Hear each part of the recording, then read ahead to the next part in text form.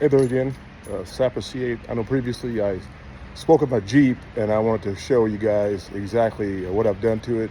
I've been doing this build for approximately 4 years. So I have a 2020 Jeep Gladiator, and what I've done is to it, first off, just if you're going to go from the front to back, I've actually purchased the steel bumper for it. Then also I actually like the 2024 grill, so I switched out the 2020 grill for the 2024, and then additionally put the liner behind it to actually match all the other colors on it. And then down the road, I actually put in a Magnuson supercharger into it.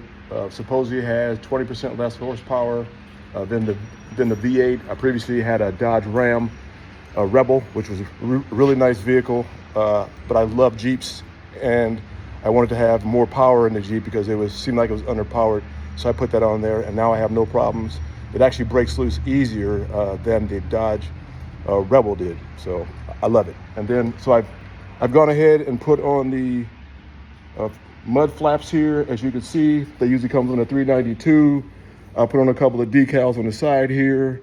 As you can see also by walking down the side, hopefully, that I've lifted it 4 inches and put on some 35s, so it looks pretty good there. Try to do the replica of the decal for the replica of the decal that normally goes on the factory or OEM rims. And then also I put on some Go Rhino step sides. Like I was saying here, I put the decals over here. Hopefully you can see everything I'm talking about. I'm not really a good videographer. And then again, as you continue around the back, I put on this little rack here. Really, it serves no utility, but however, I actually like the way, or what I say, the Baja look for it. Then you continue on around the back here, got the mud flaps again, same wheel package. Obviously, I don't think you would want to change that up, would you? No. And then I put the Gladiator badging here just to give it a little, just to break up the side color of the vehicle.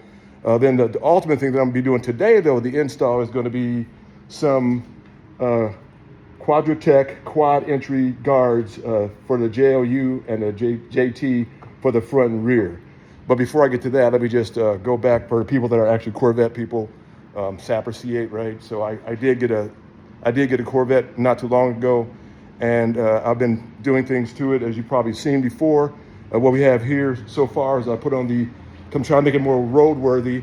So what I have is I put on the mud guards here, rock guards, and then my little puppies, they just always want to help. Well, they're not really doing too well there. So you can see they follow around the back here. Then as you see, I put on the Wickers, the Z71 Wickers there. I've tinted out the tail lights there. Then I put on the splitters. I put the license plate cover on here just to break up that big red area that was in the back there. Then that's about it, what I've done. So next thing I'll be doing is I'll be putting on the ACS composite VM5 side skirts, if you will, and then also the VM7. I put it on a VM7 front splitter because I think it's going to look good. I really didn't like the way the shark fin was on. It just looked odd, where to me, okay, personally, I thought that it looked odd for those shark fins to hang out there, okay? So what I'm gonna do right now is I've already prepped everything. As you saw the door guards that I'm gonna put on there. The reason why I had a previous set on there, but as I was getting in and out of the vehicle, my foot would slide across and it would remove the paint. So what I did was get on Quadratec's website and find those right there. It actually covers the whole door jamb. So what I'll do is I'll quit talking so much, and then I will just install these real quick, and then we'll be done with it. And then I'll meet you guys back here again when I go ahead and install the ACS composite other items. And then I do have to correct myself. Previously, I did say ACS components, but it's actually ACS composite, which I feel pretty bad or ridiculous about that after the fact. But here we go. It's a pretty simple process. You just grab whichever one it is. You can see that it's they're made actually just to fit perfectly. So you just grab it That's actually the driver's side. It's the driver's side. We're gonna walk over here. We're just gonna grab this cleaning material that they actually have for you. I only have one hand, so it's gonna be kind of hard to get this done, but as you know the deal, you have the cleaner here. You just go through and clean the whole area that you're gonna be doing. I know my video skills kind of are not the best there. Probably going everywhere, but you just wipe it all out where you think it's gonna be sticking at. I've already gone through and fit this. So all you'll do is grab the 3M tape, which is usually pretty fun to get off.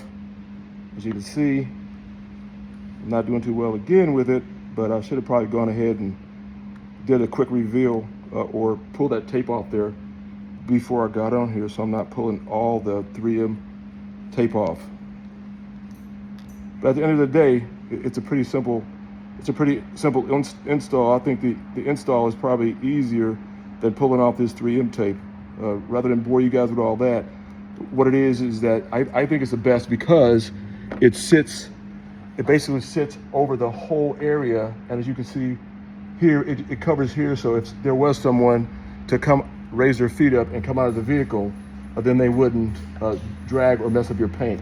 So what I'm gonna do is, I'm not gonna bore you with my antics of trying to get this backing off this 3M tape, and I'm just gonna I'll just put a picture of before and after, and then we can go from there. But hey, meet you guys back here so we can actually put on the ACS composite components, and then we'll go from there. Okay, as always, hey, take care. Oh, and it's almost Christmas, so if I don't do another video before Christmas, Merry Christmas, and then also have a Happy New Year. Take care, bye.